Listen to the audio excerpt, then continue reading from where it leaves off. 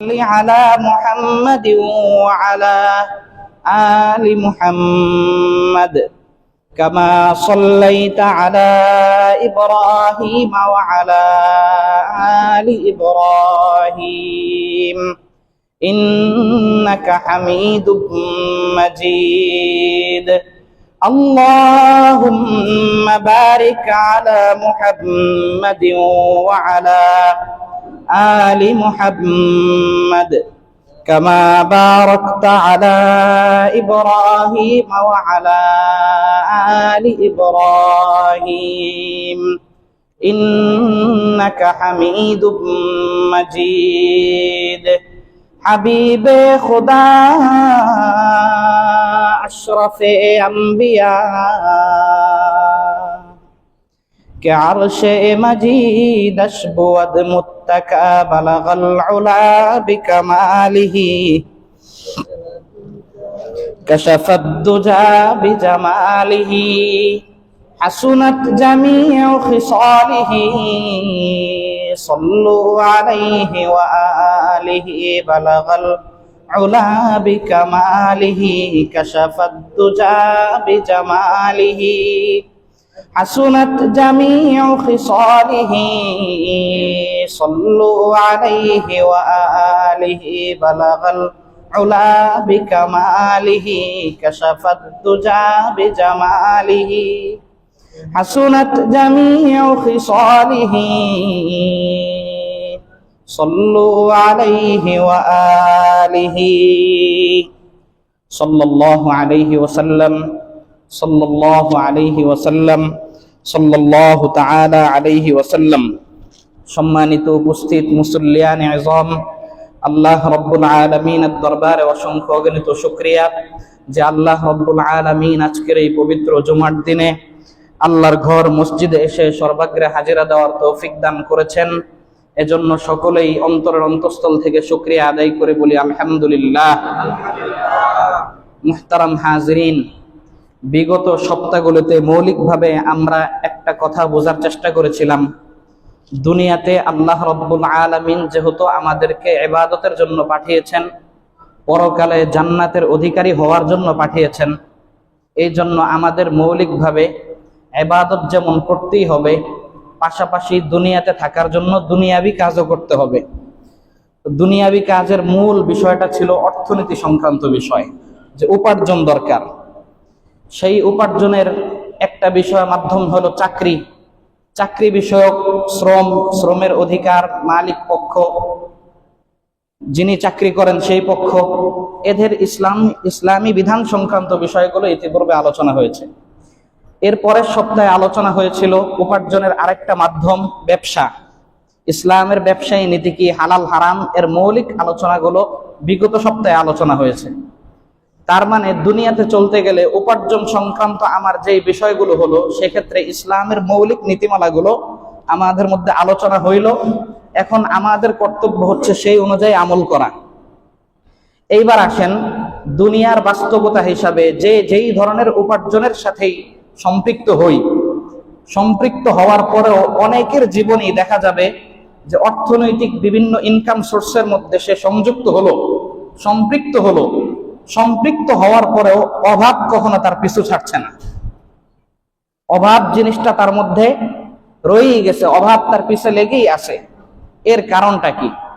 এই অভাব যখন আমাদের মধ্যে চলে আসবে, আমাদের কেউ যখন অভাব আর এই বিপদ মুসিবতের মধ্যে নিপতিত হবে, তখন ইমানদার বান্দা হিসাবে আল্লাহর পক্ষ থেকে তার প্রতি কি নির্দেশনা, অভাবগুলি কেন আসে, আর অভাব থেকে পরিত্রাণের উপায় কি, এই সংক্রান্ত অতি সংক্ষেপে মৌলিক কথাগুলো বলার চেষ্টা করব কোরআন হাদিসের আলোকে। ওয়ামা তাওফীকি ইল্লা বিল্লাহ। দুনিয়াতে অভাব যে আসে, একাধিক কারণে অভাব আসে। সমস্ত কারণ আলাদা বিস্তারিত ব্যাখ্যা বিশ্লেষণ করে এই অল্প সময় বলা সম্ভব না। তবে যে সকল কারণগুলোতে অভাব আসে, ওই কারণগুলো পর্যালোচনা করলে মৌলিক দুইটা জিনিস সামনে আসে। সেই দুইটা জিনিসই আমরা বোঝার চেষ্টা করব। এক নম্বর, অভাব আসে আল্লাহর পক্ষ থেকে পরীক্ষার জন্য। কিসের জন্য? এক নম্বর, অভাব আসে আল্লাহর পক্ষ থেকে পরীক্ষার জন্য। দুই নম্বর, অভাব আসে আল্লাহর পক্ষ থেকে শাস্তি হিসাবে। কি হিসাবে? অপরাধের শাস্তি হিসাবে। এখন আমরা যখন কেউ অভাবের মধ্যে পড়ব, তখন আমাদের নিজেদের ব্যাপারে নিজেদের ক্যালকুলেশন করতে হবে, হিসাব মিলাইতে হবে যে অভাবটা কেন আসলো। ইস্তাফতি নাফসাক, তুমি তোমার নিজেকে প্রশ্ন করো যে এই বিপদের মধ্যে, এই মুসিবতের মধ্যে কেন পড়লা, উত্তর পেয়ে যাবে ইনশাআল্লাহ। যদি মনে হয় আমার গুনাহের কারণে অভাব এসেছে, তাহলে সেই গুনাহের রাস্তাগুলো পরিহার করতে হবে। আর যদি মনে হয় অভাবটা আল্লাহর পক্ষ থেকে পরীক্ষা হিসাবে এসেছে, তখন সবর করতে হবে, ধৈর্য ধারণ করতে হবে। এই যে মানুষ অভাব যখন আসে, অনেকেই ধৈর্য হারা হয়ে যায়, ধৈর্য ঠিক রাখতে পারে না। আপনারা জানেন, যাদের সজাগ দৃষ্টি আছে, ইসলাম মুসলিম মিল্লাত সম্পর্কে গভীর পর্যালোচনা যাদের আছে, তারা জানেন সারা পৃথিবীতে আছে, পূর্ব তিমুর সহ বিভিন্ন অঞ্চলে, বিশেষভাবে আমাদের এই স্বাধীন বাংলাদেশের এই ভূখণ্ডে, পার্বত্য চট্টগ্রাম, উত্তরাঞ্চল, দিনাজপুর, রংপুরের সেই কিনারা অঞ্চলগুলো, এই অঞ্চলগুলোতে খ্রিস্টান মিশনারি, বিভিন্ন মিশনারি এনজিও, তারা সরল মনা সাধারণ মুসলমান, দরিদ্র অভাবী মুসলমানদের মধ্যে সেবামূলক কার্যক্রম পরিচালনা করে। এই সেবামূলক কার্যক্রম পরিচালনা করার মধ্য দিয়ে যারা ইসলাম ধর্মের শিক্ষা, ইসলাম ধর্মের বুনিয়াদে ইলমের উপর মজবুত বুৎপত্তি যাদের নেই, তাদেরকে তারা কি করে? ধর্মান্তরিত করে ফেলে। কাউকে কাদিয়ানি মতবাদে দীক্ষিত করে, অমুসলিম বানিয়ে ফেলে, কাউকে খ্রিস্টান বানিয়ে ফেলে। ওই যে মাদার তেরেসার সুস্পষ্ট একটা বক্তব্য, will change Bangladesh into a Christian country by servicing the people, this is our plan for 2050। মূল কথা ছিল 2050 সালে, এটা তাদের ভিতরগত প্ল্যান। 2050 সালে তারা অল বাংলাদেশকে একটা খ্রিস্টান রাষ্ট্র হিসাবে দেখতে চায়, সাম্রাজ্যবাদী চিন্তাধারা। এই জন্য তারা কি করছে, বহু পাহাড়ি অঞ্চলগুলির মানুষের মধ্যে, ওখানে আমাদের দ্বীনি দায়ী যারা, দুইটা ধরনের মেহনত মৌলিকভাবে আছে। একটা হলো দাওয়াত ও তাবলীগের মেহনত। দাওয়াত ও তাবলীগের মেহনতের মাধ্যমে সাধারণ মুসলমান যারা, মুসলমান হয়ে যারা ইসলামী আমল থেকে বিচ্যুত হয়ে গেছে, দূরে সরে গেছে, তাদের পেছনে মেহনত করে আল্লাহ ভোলা মানুষদেরকে আল্লাহর সাথে সম্পৃক্ত করে দেওয়া, এটা একটা মেহনত সমাজের মধ্যে, সাধারণ জনগণের মধ্যে পরিচালিত আছে। আরেকটা মেহনত হচ্ছে অমুসলিমদের মাঝে মেহনত করা। এই অমুসলিমদের মাঝে মেহনত করতে যেয়ে যে সমস্ত জামাত, তাবলীগের যে সমস্ত জামাতগুলো যায়, এমন এমন জায়গার মধ্যে যায়, ওখানে আইন শৃঙ্খলা রক্ষাকারী বাহিনীর সদস্য পর্যন্ত বলে যায়, হুজুর আসছেন, নিরাপত্তা বিষয়ে আমাদেরকে কিছু বলেন না, নিজের রিস্ক নিয়ে যেতে হবে। খুব রিস্কি বিষয়, এই সমস্ত বিষয়ে কথা বলাও রিস্ক, তারপরও দিনের দায়িত্ব হিসাবে আমার বলতে হচ্ছে কথাগুলো। এই রিপোর্টগুলো সকলের কাছে নাই, কিন্তু যারা দাওয়াতি কার্যক্রম করে এগুলো আমাদের জানা আছে। এখন কথা হইল, আল্লাহর রাসূল সাল্লাল্লাহু আলাইহি ওয়াসাল্লাম হাদিসের মধ্যে উম্মতকে দোয়া শিখিয়েছেন। কানা রাসূলুল্লাহ সাল্লাল্লাহু আলাইহি ওয়াসাল্লাম ইয়াতাআওয়াযু মিনাল ফাকরি ওয়াল কুফর, কিলা লাহু ইয়া রাসূলুল্লাহ আয়াদিলুল ফাকরু বিল কুফর, ক্বালা নাআম, ক্বালা নাআম। আল্লাহর রাসূল সাল্লাল্লাহু আলাইহি ওয়াসাল্লাম, ইমাম বুখারী রাহমাতুল্লাহি আলাইহি আল আদাবুল মুফরাদ কিতাবের মধ্যে বর্ণনা করেন, হযরত আবু সাঈদ খুদরি রাদিয়াল্লাহু তাআলা আনহু থেকে বর্ণিত, নবীজি বলেন, কানা রাসূলুল্লাহ সাল্লাল্লাহু আলাইহি ওয়াসাল্লাম ইয়াতাআওয়াযুল ফাকর ওয়াল কুফর। আল্লাহর নবী আল্লাহর পক্ষ থেকে সব সময় পানা চাইতেন, আশ্রয় চাইতেন দুইটা বিষয় থেকে বিশেষভাবে। একটা হলো আল ফাকর, দরিদ্রতা থেকে আল্লাহর রাসূল সাল্লাল্লাহু আলাইহি ওয়াসাল্লাম আল্লাহর কাছে কি চাইতেন? পানা চাইতেন, মুক্তি চাইতেন, আশ্রয় চাইতেন। দুই নম্বর, নবীজি সাল্লাল্লাহু আলাইহি ওয়াসাল্লাম স্পেশাল আরেকটা বিষয় থেকে আল্লাহর কাছে মুক্তি চাইতেন, পানা চাইতেন, সেটা হচ্ছে আল কুফর, কুফরি থেকে, বেঈমানি থেকে, শিরিক থেকে। খেয়াল করি কয়টা বিষয় বললেন নবীজি এখানে দোয়ার মধ্যে। আল্লাহর রাসূল সাল্লাল্লাহু আলাইহি ওয়াসাল্লাম দরিদ্রতা থেকে আল্লাহর কাছে মুক্তি চাইতেন। দুই নম্বর, আল্লাহর রাসূল সাল্লাল্লাহু আলাইহি ওয়াসাল্লাম কুফরি থেকে আল্লাহর কাছে মুক্তি চাইতেন। দরিদ্রতা আর কুফর দুইটা জিনিসকে উনি পাশাপাশি দাঁড়া করিয়ে একই সমান পর্যায়ের গুরুত্ব দিয়ে আল্লাহর কাছে দোয়া চাইলেন। সাহাবা একরাম প্রশ্ন করলেন, আয়াদিলুল ফাকরু বিল কুফর, ও নবী, আপনি দরিদ্র এবং কুফরি থেকে, দারিদ্র এবং কুফরি থেকে আল্লাহর কাছে মুক্তি চাইলেন, তার মানে কি নবী আপনি বুঝাইতে চান দারিদ্রতা আর কুফরি দুইটা পাশাপাশি সমপর্যায়ের জিনিস? নবীজি বললেন, নাম, হ্যাঁ, দারিদ্রতা, দরিদ্র ব্যক্তি এবং যে ব্যক্তি কুফরি করে, এই দুইজনের অপরাধ সমান পর্যায়ের। দারিদ্র এবং কুফর দুইটা সমান পর্যায়ের জিনিস। এই জন্য নবীজি আল্লাহর পক্ষ থেকে কি চাইলেন? পানা চাইলেন। প্রখ্যাত ইসলামিক দার্শনিক আল্লামা ইমাম আবু হামিদ আল গাজালি রহমতুল্লাহি আলাইহি, ওনার একটা উক্তি আছে, কাদাল ফাকরু আন ইয়াকুনা কুফরান। কেউ কেউ এটাকে হাদিস হিসাবেও বলেন যে দরিদ্রতা, অভাব, অনটন এটাকে মানুষকে কুফর পর্যন্ত নিয়ে যায়। এর প্রমাণ হচ্ছে আজকে আমাদের বাংলাদেশের পার্বত্য অঞ্চলের অমুসলিম দিন সম্পর্কে অজ্ঞ মুসলিম ভাই বোনরা। এমনও দেখা গিয়েছে ইন্তেকাল করার পর যখন তার লাশটাকে নিয়মতান্ত্রিক গোসল করিয়ে জানাজা সম্পন্ন করে দাফনের দিকে নেওয়া হবে, সাথে সাথে খ্রিস্টানদের লোক এসে হাজির, বলে যে এই লাশ কবরে নিতে পারবেন না, এর জানাজা হতে পারবে না। এই খ্রিস্টান কি ভাই? খ্রিস্টান হলো কিভাবে? উনি তো মুসলমান। বলে উনি খ্রিস্টান, গোপনে আমাদের সাথে উনি চুক্তিবদ্ধ হয়েছেন। উনি অভাবের মধ্যে ছিলেন, আমরা টাকা দিয়ে আমাদের এনজিওর সেবা দিয়ে তার বাড়ি তুলে দিয়েছি, তার চাল ডালের ব্যবস্থা আমি করে দিয়েছি, তার সন্তানাদের বিবাহের বন্দোবস্ত আমি করে দিয়েছি, তার সব কিছুর মৌলিক প্রয়োজন আমরা পূরণ করেছি, বিনিময়ে সে আমাদের ধর্মে দীক্ষিত হয়েছে। তবে সমাজের মধ্যে সে স্পষ্ট এটা উচ্চারণ করে নেই, নিজেকে এটা গোপন রাখছে। প্রমাণস্বরূপ তার রানের মধ্যে সিল লাগানো আছে। তার রানের মধ্যে কি আছে? সিল লাগানো আছে। যখন কাপড় তুলে দেখা হয়েছে যে ওই সিল ওখানে আছে, তখনই দেখা গেল কি লোকটা আসলে বহু আগেই খ্রিস্টান হয়ে আছে। এই জন্য নবীজি বললেন অভাব জিনিসটা এমন, এই অভাবের কারণে মানুষ কি হয়ে যায়? কুফরি পর্যন্ত চলে যায়, ঈমান পর্যন্ত ত্যাগ করে ফেলে, নাউজুবিল্লাহ।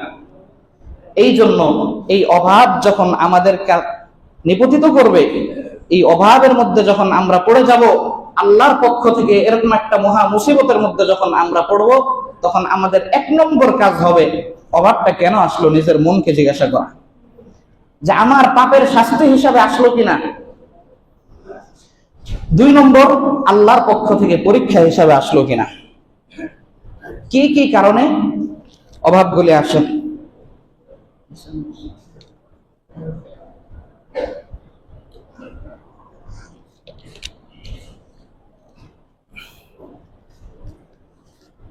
আল্লাহ রাসূল সাল্লাল্লাহু আলাইহি ওয়াসাল্লামকে আল্লাহ রাব্বুল আলামিন কোরআনের মধ্যে আয়াত নাযিল করে বলেন, ওয়ামা জাআলনা লিবাশারিন মিন ক্বাবলিকাল খুলদা আফা ইন মিত্তা ফাহুমুল খালিদুন কুল্লু নাফসিন যায়িকাতুল মাউত ওয়া নাবলুকুম বিশ-শাররি ওয়াল খায়রি ফিতনাতাও ওয়া ইলাইনা তুরজাউন। ওয়ামা জাআলনা লিবাশারিন মিন ক্বাবলিকাল খুলদ, ও নবী, কোন মানুষের জন্য আমি স্থায়িত্ব লিখে দেইনি। দুনিয়াতে কেউ স্থায়ী থাকতে পারবো আমরা? আফা ইন মিত্তা ফাহুমুল খালিদুন, আপনি মারা যাবেন আর তারা কি বেঁচে থাকবে? তারা স্থায়ী থাকবে। তার মানে দুনিয়াতে জন্ম আছে নিশ্চিত, এর চেয়েও বেশি মৃত্যুও আছে। কি আছে? এরপরে আল্লাহ বলেন কুল্লু নাফসিন যায়িকাতুল মাউত, প্রত্যেকটা প্রাণীকে মৃত্যুর স্বাদ কি করতে হবে? আস্বাদন করতে হবে। এরপর আল্লাহ বলেন ওয়ানাবলুকুম বিশ-শাররি ওয়াল খায়রি ফিতনা, বান্দাদেরকে আমি কল্যাণ এবং অকল্যাণ দ্বারা আমি কি করব? পরীক্ষা করব। ওয়া ইলাইনা তুরজাউন, এরপর আমাদের দিকেই তোমাকে, আমার দিকেই ফিরে আসতে হবে। তাহলে আল্লাহ বললেন কল্যাণ অকল্যাণ, বিপদ মুসিবত এগুলি দ্বারা আল্লাহ কি করবেন? বান্দাদেরকে পরীক্ষা করবেন। কিন্তু দুর্ভাগ্যজনক, আমাদের মধ্যে যখন অভাব চলে আসে, অনটন চলে আসে, বিপদ মুসিবত চলে আসে, আমাদের অনেক মানুষের অবস্থা এমন হয়, আমরা আল্লাহর দরবারে শিকায়াত করতে থাকি, অভিযোগ করতে থাকি যে আল্লাহ ওকে দিন দিন কত উন্নতি দিচ্ছে আর আমাকে আল্লাহ দেখে না। কাফের মুশরিক বেঈমানরা কত বিশাল রাজপ্রাসাদ অট্টালিকায় তারা থাকতেছে, টাকা পয়সার বস্তার উপর তারা ঘুমাচ্ছে, অবস্থাটা এমন, কিন্তু আল্লাহকে আমাদেরকে দেখে না। এরকম একটা শিকায়াত, অভিযোগ করা শুরু করে দেয়। আল্লাহ বলেন এই যে অভিযোগ, মুসলমান হওয়ার পরও, ইমানদার হওয়ার পরও অভাব অনটন দুঃখ দুর্দশা তোমাকে লিপ্ত হওয়ার পর, দুঃখ দুর্দশা তোমাকে আক্রান্ত করার পর তুমি যখন শিকায়াত শুরু করে দিলা, এই শিকায়াতটা হয়ে গেল কাদের? মুনাফিকদের চরিত্র হইল, কাফেরদের চরিত্র হইল।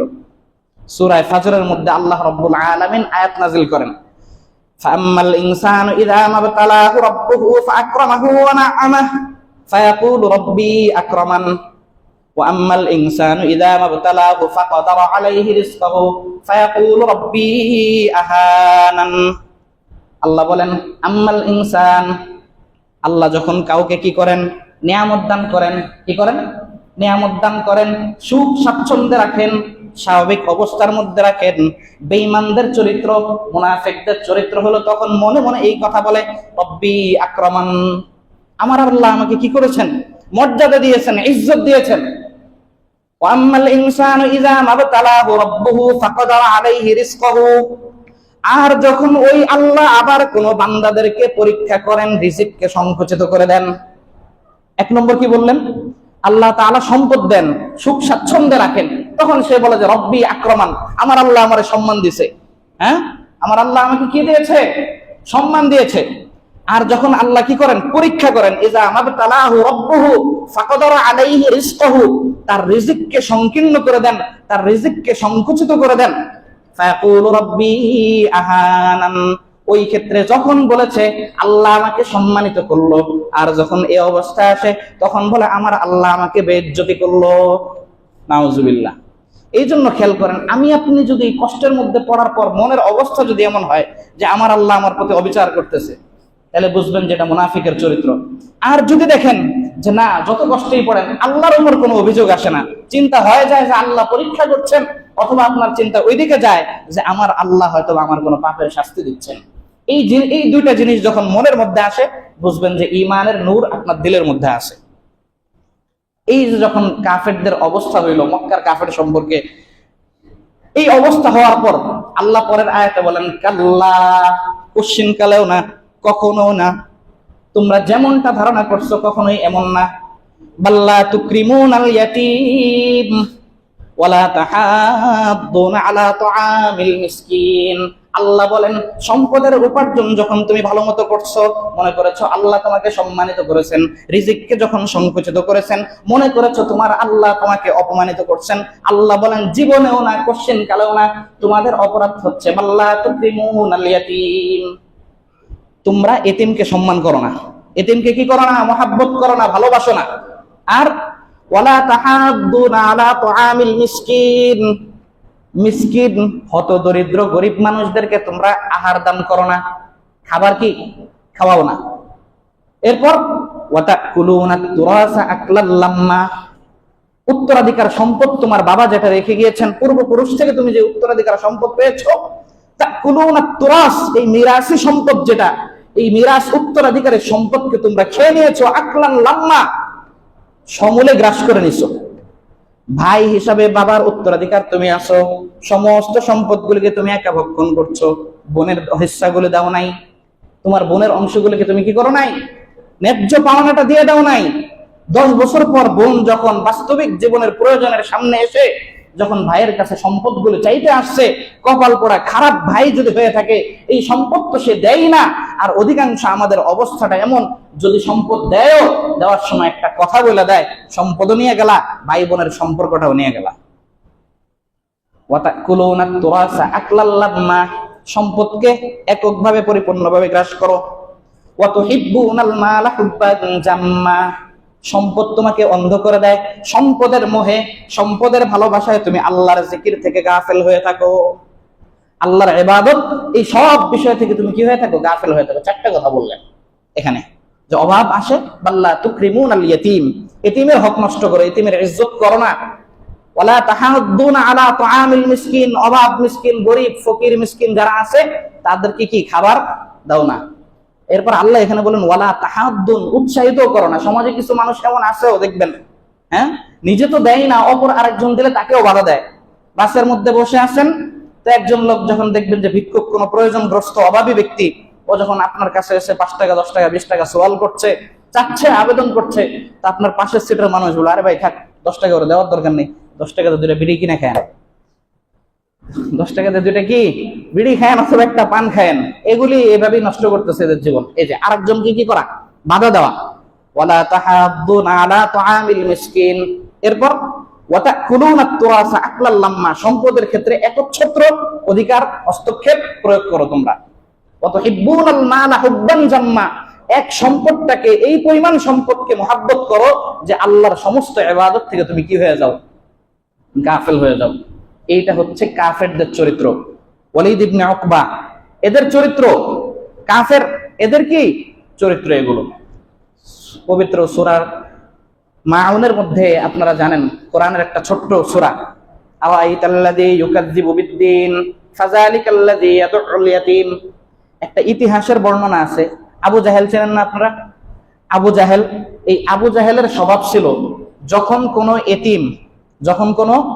এতিম অথবা কোনো নাবালেগ সন্তান যার বাবা যার অভিভাবক মৃত্যু সজ্জায় শায়িত মরণাপন্ন অবস্থায়, সে বুঝতে পারছে যে এই অল্প সময়ের মধ্যেই পৃথিবী থেকে শেষ নিঃশ্বাস ত্যাগ করবে, তখন এই জায়গায় করতো কি, তার কাছে বলতো যে দেখো তুমি তো চলে যাচ্ছ, তুমি তার বেশি দিন বাঁচতে পারবা না, তো তোমার এই যে সম্পদের উত্তরাধিকার এগুলি রক্ষণাবেক্ষণ কে করবে? এই সন্তানরা তো এতিম থাকবে, ছোট নাবালক, কিচ্ছু বুঝে না, এখন মানুষ তোমার সম্পদের নিরাপত্তা দিবে না, মানুষ যার যার মতো কি ভোগ করতে থাকবে।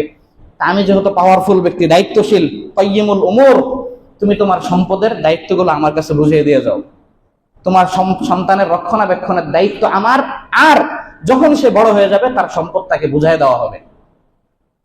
এইভাবে অনেক মানুষের সম্পদের দায়িত্ব এই মিস্টার নিয়ে যাইত। নেওয়ার পর এরপরে যখন অধিকাংশ ক্ষেত্রেই দেখা গেছে ছেলে যখন বড় হয়েছে, এতিম যখন বড় হয়েছে, এতিম বড় হওয়ার পর যখন তার সম্পদটাকে সে চাইতে গেছে, তখন এই আবু জাহেলের চরিত্র ছিল, মক্কার বড় বড় লিডার পর্যায়ের কাফেরদের চরিত্র ছিল, তাদের সম্পর্কে কোরআনের এই আয়াত নাজিল হয়, আরাআইতাল্লাযী ইউকাযযিবু বিদ্দীন। সম্পদ যখন দেয় না, যখন তাকে বোঝানো হয় যে আমার সম্পদটা দেন, এটা তো আমার ন্যায্য অধিকার, নাহলে তো কিয়ামতের ময়দানে আপনার কি করতে হবে? আল্লাহর দরবারে পাকড়াও হইতে হবে। বলে কিসের কিয়ামত? আমি তো কিয়ামত বিশ্বাসই করি না, আমি কিয়ামত কি? আল্লাহ বলেন আরাআইতাল্লাযী ইউকাযযিবু বিদ্দীন, ও নবী আপনি কি দেখেন না ওই ব্যক্তিকে যে ব্যক্তি বিদ্দীন কিয়ামতের দিবসকে, কর্মফল দিবসকে অস্বীকার করে। ফাযালিকাল্লাযী ইয়াদউল ইয়াতীম, এই লোকটা এতিমদেরকে ঘাট ধাক্কা দিয়ে বের করে দেয়। ইয়াদউল ইয়াতীম আছে, ইয়াতীম শব্দটা কোরআনে, ফাযালিকাল্লাযী ইয়াদউল ইয়াতীম। এরপর ওই আয়াতের কথাটা এখানেও আল্লাহ রিপিট করছেন, ওয়ালা ইয়াহুদ্দু আলা তাআমিল মিসকিন, গরিব মিসকিনদেরকে খাবার দিতে উৎসাহিত করে না, নিজে তো দেয় না, অন্য দিলে তাকে অনুৎসাহিত করে। ফাওয়াইলুল লিল মুসাল্লিন আল্লাযীনা হুম, অন্য আলোচনা এখানে পরে আসছে। তার মানে আমরা বুঝলাম এই মৌলিক কারণগুলির মধ্যে, উত্তরাধিকার সম্পত্তির হকদার অন্যদেরকে ঠকাইলে, এরপরে সম্পদের মোহে আল্লাহর ইবাদত থেকে গাফেল হয়ে গেলে, আর কি এতিমদেরকে খাবার না দিলে, এতিমদের দায়িত্ব ঠিকমতো পালন না করলে, আর কি এতিম ফাওয়াইলু ওয়ালা ইয়াহুদ্দু আলা তাআমিল মিসকিন ওয়া তাকুলুনা তুরাসা আকলাল লাম্মা ওয়া তুহিব্বুনাল মালা হুব্বান জাম্মা। এই যে তিনটা দায়িত্বের কথা আল্লাহ বললেন, এগুলিকে পালন না করার পর আল্লাহ বলেন যে তোমার উপর অভাব আসে। কি আসে? তোমার উপর অভাব চলে আসে। এই অভাবটা যখন আমাদের আসবে, তখন চিন্তা করতে হবে যে আমরা কি এই ক্যাটাগরির কোনো কিসেমের মধ্যে পড়ি কিনা। যদি পড়ি, তখন ওখান থেকে কি হইতে হবে? সতর্ক হইতে হবে। আল্লাহ রাসূল সাল্লাল্লাহু আলাইহি সাল্লাম উম্মতকে কি করেছেন? এই ব্যাপারে স্পষ্টভাবে সতর্ক করছেন। ওয়ানাদাউল মাওয়াজিনাল কিসত লিয়াউমিল কিয়ামাতি ফালা তুযলামু নাফসুন শাইআ ওয়া ইন কানা মিসকালা হাববাতিন মিন খারদালিন আতাইনা বিহা ওয়া কাফা বিনা হাসিবিন। আল্লাহ বলেন কিয়ামতের দিন নাদাউল মাওয়াজিনাল কিসত লিয়াউমিল কিয়ামা, আমি মিজান দাড়িপাল্লাকে স্থির করব, দাড়িপাল্লা দাঁড় করাবো আমি। এরপর ওখানে তোমাদের আমলগুলোকে কি করা হবে? পরিমাপ করা হবে। ওয়া ইন কানা মিসকালা হাববাতিন মিন খারদালিন, যদি সরিষা দানা পরিমাণ কোনো নেক আমল থাকে, সরিষা দানা পরিমাণ যদি কোনো ভালো আমল থাকে, আল্লাহ বলেন আতাইনা বিহা, আমি ওইটাকে উপস্থিত করব। আমি কি করব? ওই সামান্য পরিমাণ আমলটাকে কি করব? বদ আমল, খারাপ আমল যেটাই হোক, আমি কি করব? উপস্থিত করব। প্রশ্ন করবেন লক্ষ লক্ষ কোটি কোটি মানুষ, আল্লাহ কিভাবে হিসাব করবেন? আল্লাহ বলেন আতাইনা বিহা ওয়া কাফা বিনা হাসিবিন, কেমনে হিসাব করব? হিসাবের জন্য আমি আল্লাহই যথেষ্ট, তোমরা ইমানদার এভাবেই ইমান এনে নাও। একজন মানুষ, আমরা প্রযুক্তির কল্যাণে কম্পিউটার ল্যাপটপের মাধ্যমে দেখবেন হাজার হাজার লক্ষ লক্ষ পুরা কোম্পানির পুরা হিসাব একজন করতেছে না? প্রযুক্তির মাধ্যমে মানুষই যদি করতে পারে, আল্লাহ পারেন না?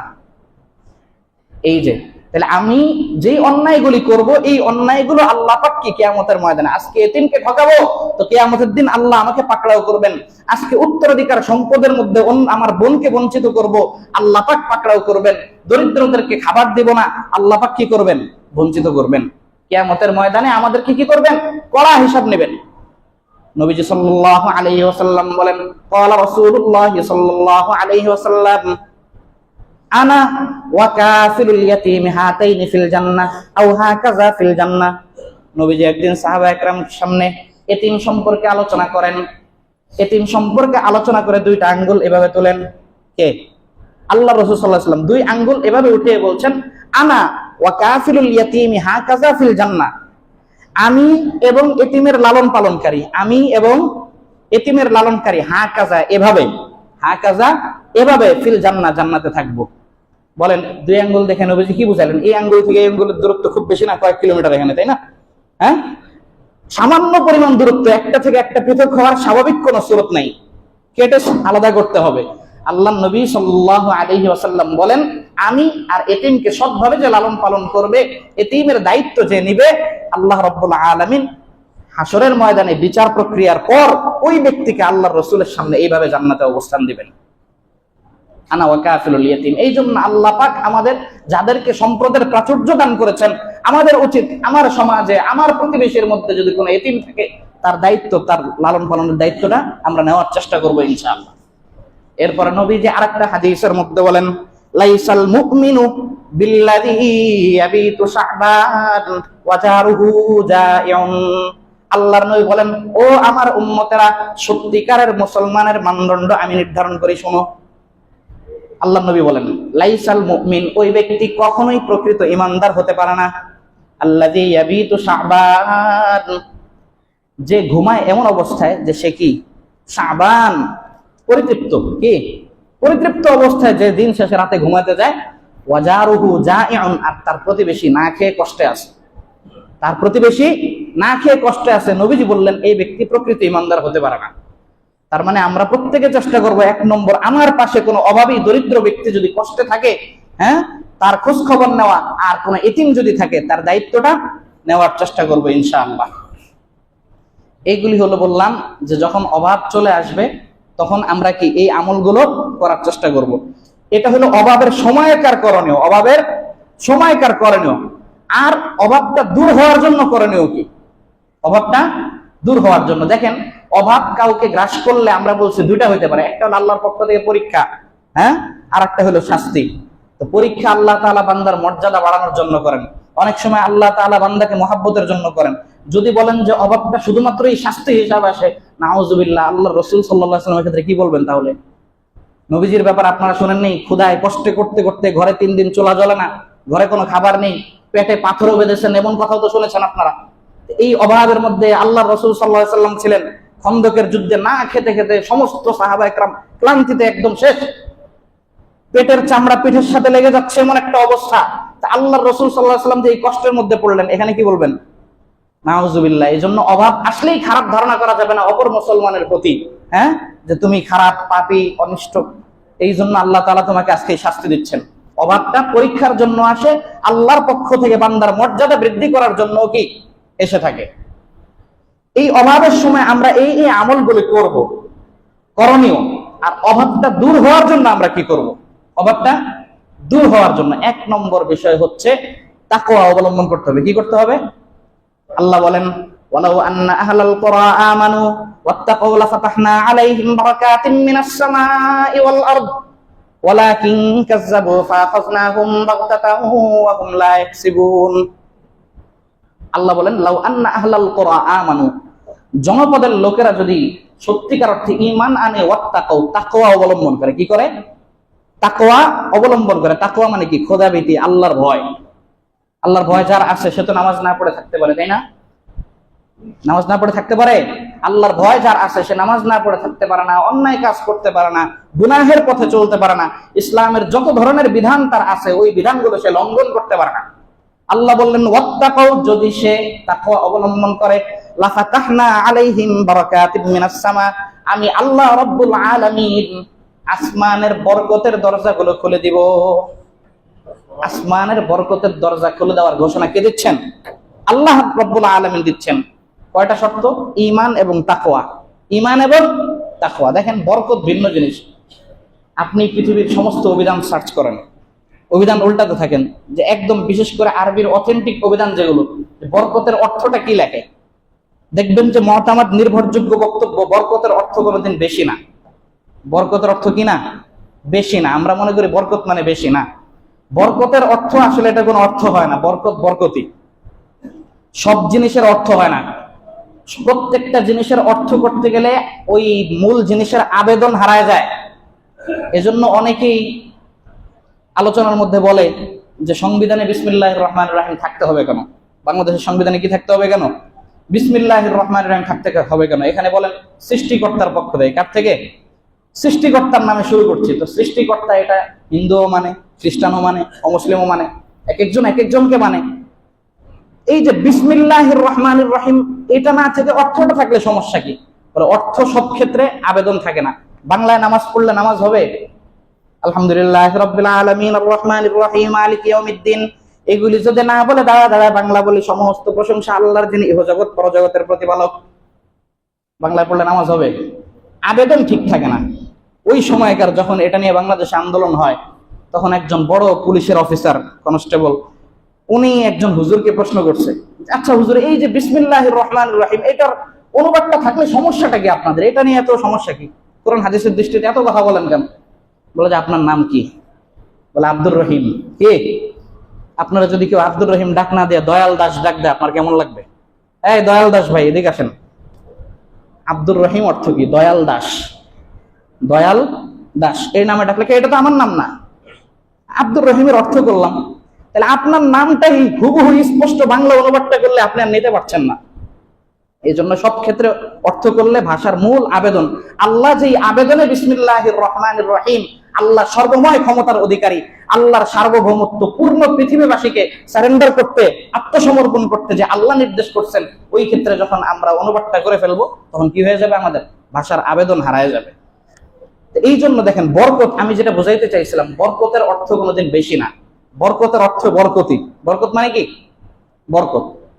কেউ যদি ঈমান এবং তাকওয়ার উপর আমল করে, আল্লাহ রাব্বুল আলামিন তার বেতন কম হইতে পারে, তার উপার্জন কম হইতে পারে, তার ইনকাম কম হইতে পারে, আল্লাহ তাকে বরকত দিবেন।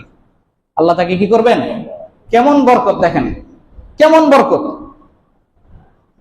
একজনকে আপনি বললেন যে আমার উপযুক্ত মেয়ে আছে, তার বিয়ের জন্য একটা পাত্র, ভালো ছেলের ব্যবস্থা করে দেন। এখন হুজুর উনি ভালো একজন পাত্র খুঁজলেন, খুঁজে তাকে বললেন যে ভাই, আপনার মেয়ের জন্য উপযুক্ত ভালো পাত্র পাইছি। আচ্ছা মাশাআল্লাহ, ছেলে কি করে? ছেলে আলেম, মুফতি, এক মসজিদের ইমাম। বেতন কত? বলে 15,000। এটা ভালো ছেলে?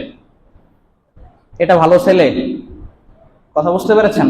ওনার কাছে এটাকে ভালো ছেলে মনে হচ্ছে না। একজন আলেম, মুফতি, হ্যাঁ, একটা মসজিদের ইমাম, 5 ওয়াক্ত নামাজ জামাতের সাথে যার পড়ার সৌভাগ্য, আল্লাহ তাআলা তাকে এইভাবে দান করে ফেলছেন। আর ব্যক্তিগতভাবে তো মানুষ কোন একটা প্রয়োজন আটকে যেতে পারে, কিন্তু ইমাম স্বাভাবিকভাবে তার জামাত মিস হওয়ার সুযোগ আছে? নামাজ তো প্রশ্নই আসে না, জামাতটাই টাইম টু টাইম। অন্যরা মাসবুক হইতে পারে, ইমাম মাসবুকও হইতে পারে না, এমন একটা দায়িত্ব। তো উনি বলছেন এটা কি ভালো ছেলে যার বেতন 15,000 টাকা? আচ্ছা তাহলে হবে না। তাহলে কি? আচ্ছা ঠিক আছে, আমি ভালো ছেলে খুঁজে নিচ্ছি। আমি বোঝানোর জন্য বলছি দৃষ্টান্ত দিয়ে। ভালো ছেলে কি? কলেজ ইউনিভার্সিটিতে ভালো ডিগ্রি নিয়ে পড়াশোনা করছে। দেখেন না, মন খারাপ করেন না, আমি বোঝানোর জন্য বলতেছি আর কি। ডিগ্রি নিয়ে পড়াশোনা করছে, একটা প্রাইমারি স্কুলের হেডমাস্টার, বেতন কত? 30,000। কত? এইটা না ভালো ছেলে? এটা কি ভালো ছেলে? একজনের হুজুরের বেতন হলো 15,000, আর যিনি জেনারেল শিক্ষিত তার বেতন কত? 30,000, 35,000, 40,000। আল্লাহ তাআলা যে বলেন বরকতটা কি, দেখো, বরকত হইল জেনারেল শিক্ষিত যে, তার স্ত্রীর হঠাৎ করে কি হয়েছে? মাথা ব্যথা শুরু করছে রাত্রেবেলা। অবস্থাটা ধরে নেন সে দিনদার না, তার স্ত্রী মাথা ব্যথা, ওগো মাথা ব্যথা করতেছে প্রচুর, ইন্না লিল্লাহি, প্রচুর মাথা ব্যথা, অস্বাভাবিক পর্যায়ে। হ্যাঁ, কি করবো এত রাত্রে? দ্রুত অ্যাম্বুলেন্স ফোন দাও। অ্যাম্বুলেন্স নিয়ে হাসপাতালে গেছে, অ্যাম্বুলেন্স ভাড়া আসছে 3,000 টাকা। কত? অ্যাম্বুলেন্স ভাড়া আসছে কত? 3,000 টাকা অ্যাম্বুলেন্স ভাড়া। এরপরে ডাক্তার দেখাইছে, ডাক্তারের ভিজিট গেছে 1,000। কয় হাজার গেল? 4,000। ডাক্তার সিটি স্ক্যান লিখে দিছে, এই পরীক্ষা করাইতে আরো গেছে 5,000। গেল কত? 9,000। কত গেছে? এরপরে যে সংশ্লিষ্ট ওষুধপাতি লিখে দিছে, এখানে গেছে আরো 3,000। গেল কত? 12,000 শেষ। 12,000 কি? এই ওষুধগুলো লিখে আবার অ্যাম্বুলেন্স দিয়ে যখন আসছে, সেখানে ধরেন ভাড়া গেছে আরো 2000, 1000, 13,000 গেল। এরপরে খাবারের কিছু মেনু লিখে দিচ্ছে যে এটা এটা এটা এটা, দেখা গেছে যে এক রাত্রেই তার 15,000 চলে গেছে। এক রাত্রেই কি তার বেতন 30,000, এক রাত্রেই 15,000 আল্লাহ তাআলা নিয়ে নিছেন তার থেকে। আর একজন হুজুর অথবা দিনদার, শুধু হুজুর দিয়ে কথা না, হুজুরদের মধ্যেও বদ আমলি মানুষ থাকতে পারে। এজন্য দিনদার মানুষ আর কি, কারা দিনদার, যার আমল আছে, তাকওয়া আছে, এমন ব্যক্তি, তার স্ত্রীর যখন মাথা ব্যথা করছে, ও বলছে কি কি সমস্যা মাথা ব্যথা, জমজমের পানি আনো। কেন জমজমের পানি আনো? আউযু বিল্লাহি মিনাশ শাইতানির রাজিম, বিসমিল্লাহির রহমানির রহিম, আলহামদুলিল্লাহি রাব্বিল আলামিন। কোরআনের শেফার আয়াতগুলো পড়ে, দুরূদ শরীফ পড়ে, ইস্তেগফার করে, পানির মধ্যে দম করে। কি করে? পানির মধ্যে দম করে খাও। বাস খাইছে, সুন্দর করে শুয়ে থাকো। তাহাজ্জুদের সময়টা একসাথে নামাজ পড়বো দুজন, আল্লাহ তাআলা তাকে সুস্থ করে দিয়েছে। এই যে দেখেন বরকত জিনিসটা এরকম। এর মানে এই না ওই যে জেনারেল শিক্ষিত যিনি, উনিও যদি, জেনারেল শিক্ষা তো আর খারাপ না, ওইটাও ভালো শিক্ষা, দুনিয়ার কাজে অন্যান্য মানুষের অনেক উপকার সে করছে, ওটাও ভালো শিক্ষা। কিন্তু আমার ভাই, তুমি জেনারেল হওয়ার সাথে সাথে তুমি যদি তোমার ঈমানটাকে রাখো আর তাকওয়ার উপর যদি অবলম্বন করো, আল্লাহ রাব্বুল আলামিন তোমাকেও এই দৌলত দান করবেন। আজকের যারা দুনিয়াদার, আজকের যারা সম্পদশালী, বিত্তশালী, সম্পদের পাহাড় যাদের আছে, অনেক সম্পদ আছে, ঘরের মধ্যে তার শান্তি নাই। ইলিশ মাছ কিনবে, ইলিশ মাছ খেয়ে ইলিশ মাছ বলবে যে আগের ইলিশের মতো এখন আর স্বাদ নাই।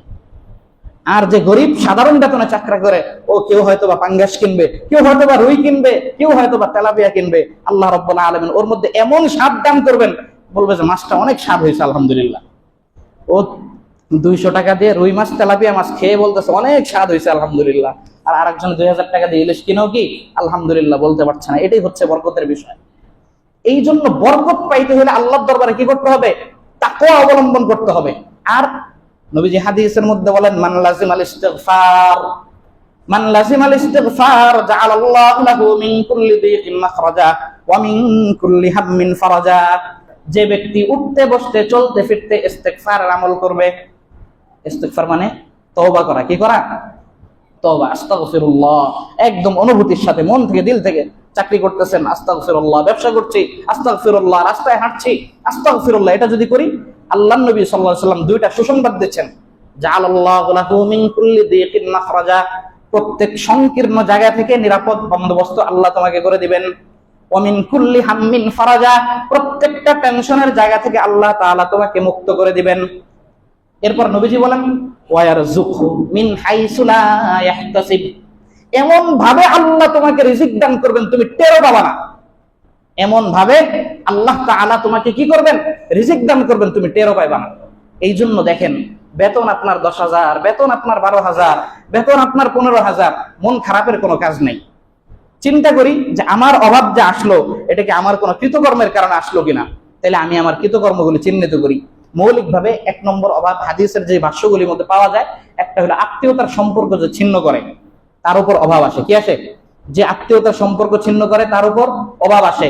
যে দুনিয়ার বাস্তবতা হিসেবে চাকরি তো করতেই হবে, ব্যবসা তো করতেই হবে, কিন্তু যে চাকরি আর ব্যবসাকে কি করে বেশি নির্ভর করে মনের জায়গা থেকে, বিশ্বাসের জায়গা থেকে, ওই পরিমাণ আল্লাহর উপর আস্থা তার নাই, এই ব্যক্তিকেও অভাব কি করে? গ্রাস করতে থাকে। আর একটা হলো আল্লাহর পক্ষ থেকে পরীক্ষা। তা আল্লাহর পক্ষ থেকে যে পরীক্ষাগুলি হবে, তখন ইন্নামা ইউওয়াফাস সাবিরুনা আজরাহুম বিগাইরি হিসাব, সওয়াবের যদি হইতে পারো, ধৈর্য ধারণকারী যদি হইতে পারো, আল্লাহ তাআলা তোমাকে বেহিসাব প্রতিদান দিবেন। বেহিসাব কি করবেন? প্রতিদান দিবেন। এরপর ওয়ায়ারযুকহু মিন হাইসু লা ইয়াহতাসিব, এমন জায়গা থেকে আল্লাহ তোমাকে রিজিক দিবেন যে তুমি টেরও পাবা না। হাজী ইমদাদুল্লাহ মুহাজির মক্কি রাহমাতুল্লাহি আলাইহি, আপনার নাম শুনেছেন। পুরা ভারত, বাংলাদেশ, পাকিস্তান উপমহাদেশের দিয়ারে হিন্দের শায়েখ, সমস্ত আলেমদের শায়েখ যিনি, উনি আল্লাহর এক আশিক বান্দা ছিলেন। কি ছিলেন? উনি নিজের উপর, আল্লাহর সাথে বান্দার সম্পর্কের বিভিন্ন লেয়ার আছে, স্তর আছে। এটাও হাদিসে কুদসি। নবীজি বলেন, আমি আমার বান্দার ধারণার নিকটবর্তী। আমার বান্দা আমার সাথে যেরকম আচরণ করবে, আমিও তার সাথে ওরকমই করব। আমার বান্দা যদি বলে যে না আমি শুধু চাকরি করেই খাবো, আল্লাহ বলবেন ঠিক আছে, তোমার চাকরি করেই খাওয়াবো। আমার বান্দা যদি বলে যে না আমি আল্লাহর থেকে চায় নেওয়ার চেষ্টা করব, আর চাকরিটা মাধ্যম হিসাবে করব, তা আল্লাহ বললেন ওকে আমি ইজ্জতের জিন্দেগি দান করব। ও চাকরি করবে না, ওর জন্য সম্মানী নির্ধারণ হবে। কি হবে? বেতন এক শব্দ, সম্মানী তো আর একটা শব্দ। কথা বলেন, সম্মানী শব্দটা কেন আসছে? আল্লাহ বলেন ওর জন্য সম্মানী নির্ধারণ করা হবে। তুমি আল্লাহর সাথে কানেক্ট, সম্পর্ক যেরকম হবে। হাজী ইমদাদুল্লাহ মুহাজির মক্কি রহমতুল্লাহ আলী উনি নিয়ত করলেন যে আমি আর মানুষের কাছে চাবো না, যত ঠেকাই পড়ি আমি মানুষের কাছে আমি আর কি চাইবো না। আল্লাহ রাব্বুল আলামিন এমন ভাবে কবুল করলেন, মক্কা থেকে, ভারত থেকে কি হিন্দুস্তান থেকে মক্কা পর্যন্ত হিজরত করে গিয়েছেন।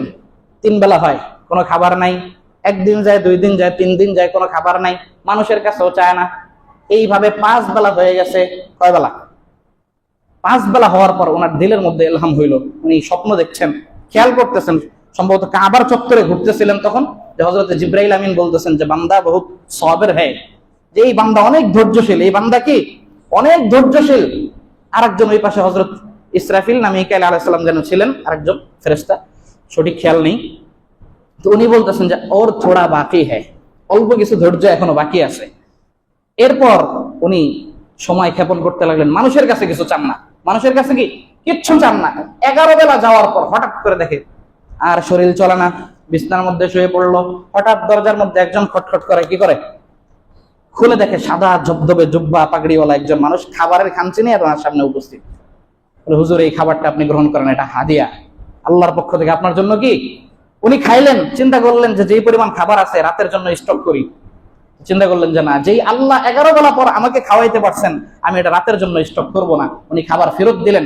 এরপরে ইতিহাস লেখে যে উনি এমন ধনী সম্প্রদায়ের এমন প্রাচুর্য আল্লাহ রাব্বুল আলামিন ওনাকে দান করলেন, সারা জিন্দেগি অন্য মানুষদেরকে উনি সম্পদ বিলাইছেন, সদকা করছেন, দান করছেন, কারোর মুখাপেক্ষী কোনোদিন হয় নাই। এই জন্য আমাদের যার যার ইনকাম সোর্সে যে যেই অবস্থায় থাকি, ঈমান, তাকওয়া, ইস্তিগফার, ঈমান, তাকওয়া, ইস্তিগফার, আত্মীয়তার বন্ধন রক্ষা করা, এই 4টা জিনিসের সাথে সমস্ত আমলগুলিকে সুন্দর করব। আমার 12,000, 15,000 এই বেতনের মধ্যে আল্লাহ তাআলা বরকত দিবেন। কোনো রোগ বালাই আল্লাহ দিবেন না, কোনো বিপদ আল্লাহ দিবেন না। নরমাল তেলের মধ্যে অল্প তেলে মচমচা ভাজার স্বাদ আল্লাহ রাব্বুল আলামিন দান করে দিবেন। আল্লাহ তাআলা প্রত্যেককে কথাগুলো অনুধাবন করার তৌফিক দান করুন, আমিন। ওয়া আখিরু দাওয়ানা আনিল হামদুলিল্লাহি রাব্বিল আলামিন। যারা কবলাল জুমা 4 রাকাত সুন্নাত পড়ে